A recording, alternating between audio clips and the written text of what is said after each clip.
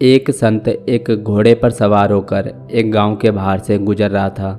गर्मी का समय था, इसलिए उस गांव की एक औरत घर से घड़े में पानी भरने के लिए आई हुई थी। वो पानी भर के अपने रास्ते से गुजर रही थी कि तभी वह संत अपने घोड़े पर सवार होकर उस औरत के पास से गुजरा। दोपहर का समय था, इसलिए संत को काफ़ी प्यास लग रही थी। उसने अपना घोड़ा रोका और उस औरत से कहा कि क्या आप मुझे पानी पिला सकती हैं? काफ़ी दूर तक जाना है और रास्ते में शायद मुझे कहीं पानी नहीं मिलेगा।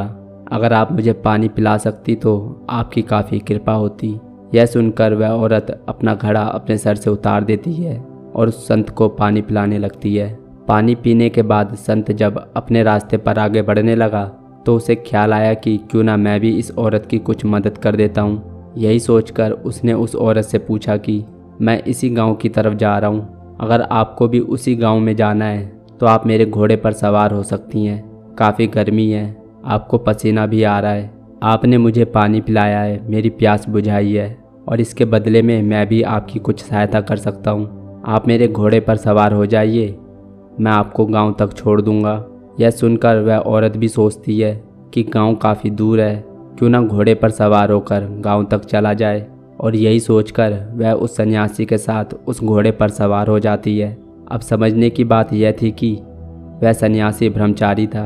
आज तक उसने किसी भी औरत की तरफ आंख उठाकर भी नहीं देखा था, लेकिन आज वो औरत जब उसके घोड़े पर सवार हुई तो उसके मन ने अपनी चाल चलनी शुरू की। उसके मन में अनेक प्रकार के ख्याल आने लगे।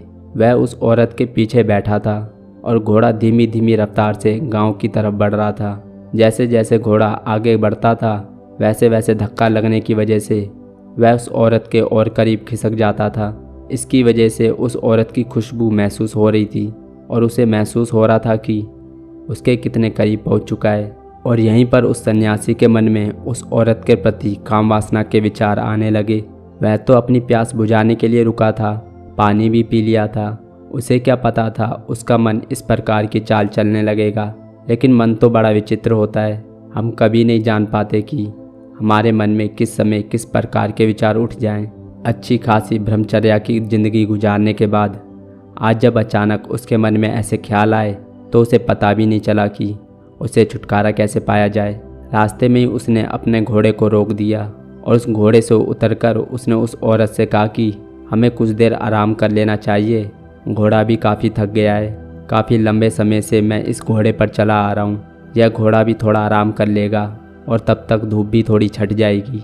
तब तक हम इसी पेड़ की छांव में इंतज़ार कर लेते हैं। और यही सोचकर वह औरत भी उस घोड़े से उतर जाती है और वह दोनों उस पेड़ की छांव में आराम करने लगते हैं। युवती यौवन से भरी हुई थी। पसीने की बूंदें जब उसके शरीर से टपकती थीं तो उस युवा सन्यासी को लगता था जैसे अमृत की बूंदें टपक रही हों।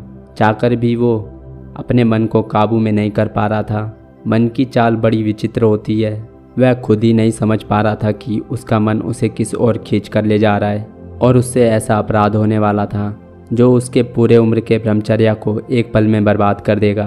पेड़ की छांव में आराम कर रहे थे। सन्यासी तो प्यास बुझाने के लिए उस औरत के पास रुका था, लेकिन उसका मन इस प्रकार का विचित्र खेल खेलेगा उसे भी क्या मालूम था। वह तो अपने मन को रोकने का हर संभव प्रयास कर ही रहा था, लेकिन जैसे जैसे वह प्रयास करता था वैसे वैसे वह युवती उससे बात करने की कोशिश कर रही थी। जैसे ही वह युवती उससे उसके जीवन के अनुभव पूछती वैसे ही वह युवा सन्यासी उससे दूर भागने का प्रयास करता। युवती भी उस युवा सन्यासी के यौवन की तरफ जाने अनजाने खिंची चली जा रही थी। पूरा जीवन तपस्या करके बिताया था सन्यासी ने, भरा पूरा शरीर था। कोई भी युवती उस सन्यासी की तरफ आकर्षित हो जाती। और जब युवती ने सन्यासी से कहा कि बाबा आप काफ़ी जवान हैं, काफ़ी सुंदर हैं, आप इस भरी जवानी में सन्यास में क्यों उतर आए? आपको तो घर परिवार बसाना चाहिए था, शादी करनी चाहिए थी, बाल बच्चे पैदा करने चाहिए थे। और जैसे जैसे युवती सवाल उस सन्यासी से पूछ रही थी वैसे वैसे सन्यासी की मुस्कुराहट उसके होठों पर खिल रही थी। सन्यासी भी चाहता तो था कि वह उस युवती के साथ प्रेम भरी बातें करे, लेकिन सन्यास उसे पीछे खींच रहा था। एक बार तो सन्यासी ने सोचा कि उसे सीधा सीधा उत्तर दे देता हूँ कि मैं सन्यासी हूँ, मुझे भोग विलास से कोई लेना देना नहीं, और अपने रास्ते पर सीधा बढ़ जाऊँ। लेकिन सन्यासी ने सोचा कि ऐसा व्यवहार करना बिल्कुल भी अच्छा नहीं रहेगा। आखिरकार उस युवती ने उसकी प्यास बुझाई थी, उसकी सहायता की थी और इस तरह वह उसे उत्तर नहीं दे सकता था। इसलिए वह उस औरत के साथ थोड़ा और समय बिताने लगा। उसने सोचा कि थोड़ा ही तो समय बिताना है, इसको इसके गांव तक छोड़ दूंगा, उसके बाद यह अपने रास्ते और मैं अपने रास्ते, हमारा कभी मिलना होगा ही नहीं। लेकिन सन्यासी जितना ही उसके साथ बात करता था, उस युवती की आंखें उसे अपनी ओर आकर्षित कर लेती थी।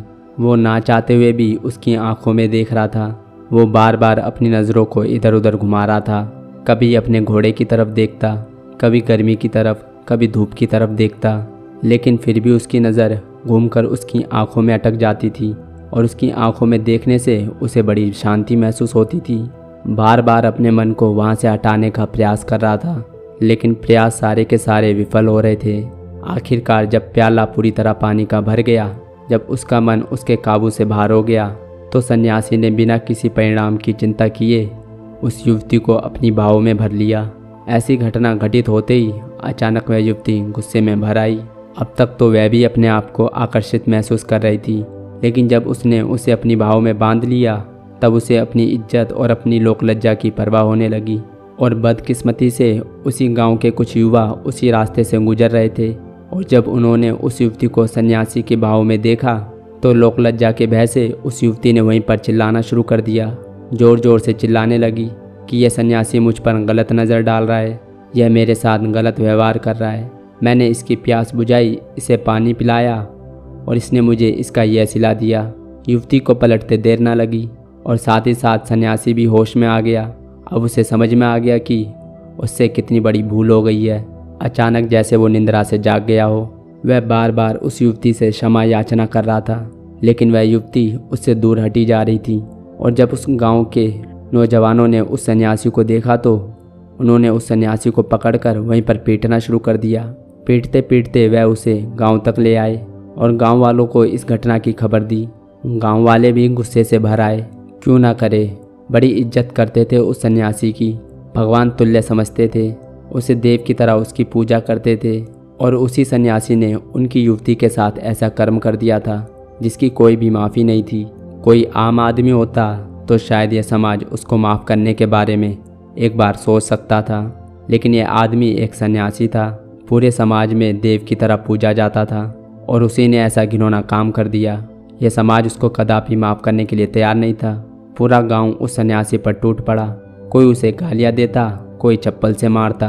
अब कौन उसकी मनोदशा को समझे, क्यों ये सारा कार्य तो उसके मन ने करवाया था। यह सिर्फ उस सन्यासी की कहानी नहीं है, यह ज़्यादातर लोगों की यही कहानी है। किसी महिला ने थोड़ी देर हंस मुस्कुरा कर बात कर ली तो इंसान ने उसका गलत अर्थ निकाल लिया। वो समझा कि यह मेरे प्यार में पड़ चुकी है और वह उस पर गलत तरीके से नज़र डालना शुरू कर देता है। लेकिन अगर कोई महिला हंस मुस्कुरा कर प्यार से दो बातें किसी से कर लेती है, तो क्या इसका यह मतलब कि वह किसी के प्यार में पड़ गई है? यह तो हमारे मन की चाल होती है। हमारा मन अपनी वासनाओं की पूर्ति के लिए हमसे झूठ बोलता रहता है और हम उसे सच मानते रहते हैं, लेकिन वो मन हमें ऐसे जाल में फंसा देता है जहाँ से बाहर निकलना हमारे लिए बिल्कुल नामुमकिन हो जाता है। इसलिए अगर हमारे मन में सकारात्मक विचार आते हैं तो हमारी इंद्रियां सकारात्मक रूप से कार्य करती हैं, लेकिन अगर हमारे मन में नकारात्मक विचार आते हैं तो हमारी इंद्रियां हमसे बुरा काम करवाती हैं। जैसा उस सन्यासी के साथ हुआ, उसके मन में बुरे विचार आए, नकारात्मक उसके मन में विचार आए, तो उसकी इंद्रियां भी उसी तरह उस काम वासना में लीन होने के लिए उतावली हो रही थी, और जिसकी वजह से वो और ज़्यादा दुखी होता रहा। इसलिए अपने मन को काबू में करना बहुत ज़रूरी है। तो दोस्तों, उम्मीद है आपको ये वीडियो पसंद आई होगी। धन्यवाद।